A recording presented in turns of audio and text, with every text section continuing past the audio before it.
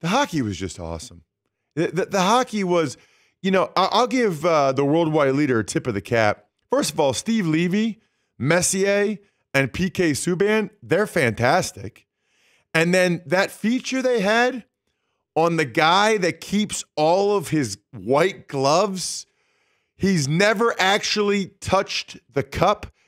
Paulie just whispered his name to me. How do you know the guy's name? Phil Pritchard, the keeper of the cup. He's been in studio before. He's had the same haircut since like 8th grade. It's unbelievable. His haircut is unbelievable. He's a great guy. He's been in studio. He handles the cup. He travels around the country. He takes it places. He's responsible for it. He has multiple pairs of white gloves. Well, he has thousands of white gloves. He wears a new pair every time, I think, and he saves all of them. I feel like that would be pretty valuable memorabilia to have the white gloves for when your team got the cup that night. And then in the game, if you were not sure whether or not you were up for this, like if you were not sure whether or not you were going to watch the entire Stanley Cup Final, Game 7, they scored 2 goals in the first 7 minutes. I mean, the Panthers score like 5 minutes in, and then 2 minutes later, the Oilers scored. And it was like, oh, it is on. Now, there's only one more goal the whole rest of the game. However, the entire game, we were one shot away from the outcome changing. It like 3-1, you can like get up to go to the bathroom. 3-1, you can go get water. When it's 2-1, you're like, wait a minute, no. Like, I'm not missing this. I've been watching this for an hour and a half. I am not going to go refill my water right now. I'll wait till the next commercial break, or I'll wait till the intermission. I'm not like if there's a goal that ties it at 2-2, or there's a goal that breaks the 1-1 tie. I'm not missing that. Seton? That's what I kind of love about scores like that. Like in hockey, if you're down by 2 goals, the game is over. You score 1 more, and you're right back in it. You know what I mean? Like, all right, we're back. Now we can do this, But if you're down by 2, well, it's over. We can't do anything about this. Well, wait, 1 more? Now we're in it.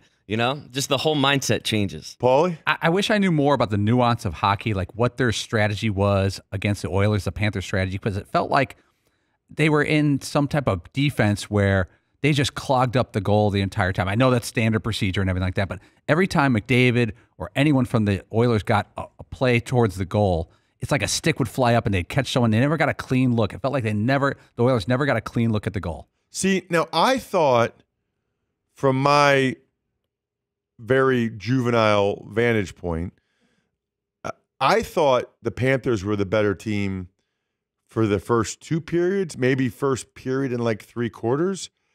It was they were holding on in that last period. There were a bunch of chances. And I know we'll get into Connor McDavid winning the Conn Smythe Trophy, and that's actually what I'm looking forward to from TireRack.com, the official tire expert and retailer of the Dan Patrick Show. Go to TireRack.com/Dan.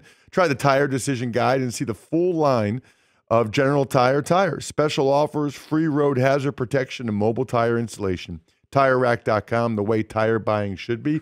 I know we're going to get into Connor David winning the Conn Smythe Trophy a little bit later in the show, and there's a lot to get to there. I will just say this.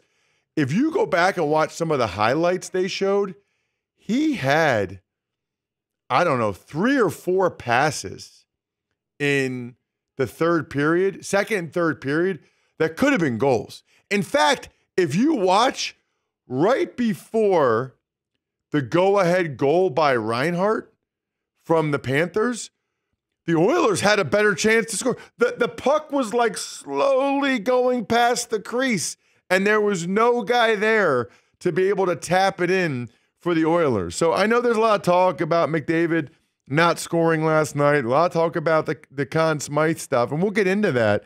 But I think he played a little bit better than people realize. That's the thing, too, that's so tough about hockey. I feel like in basketball, you can like clear out and give the ball to Michael Jordan or give the ball to LeBron, and it's like, okay, they're either going to score or you have to clearly go double team them, and then maybe they can pass it to the open man and John Paxson or Steve Kerr, or I'll throw a little Craig Hodges in there. We'll make the open jumper.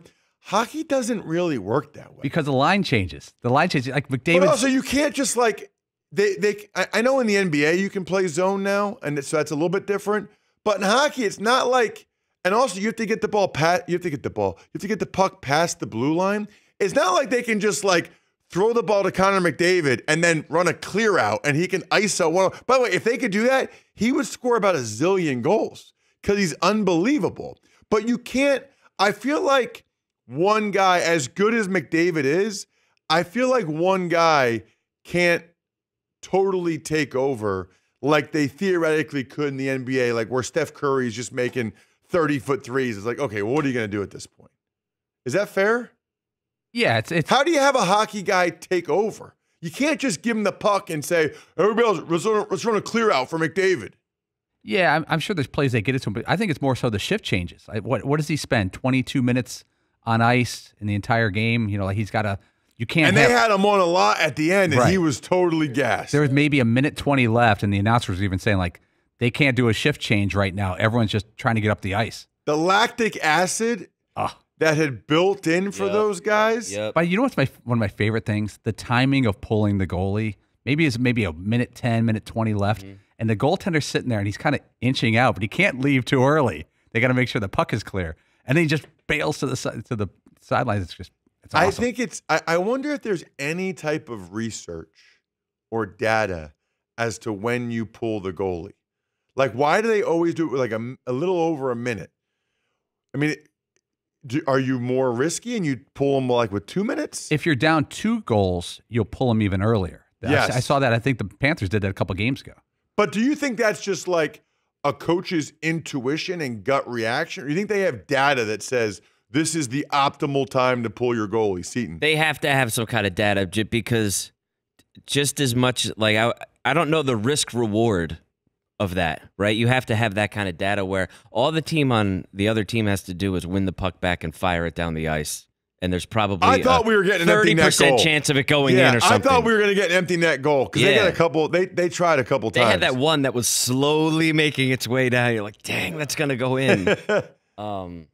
Yeah, I mean, I would imagine that they have that down to an exact science, or well, as close as you can, you know.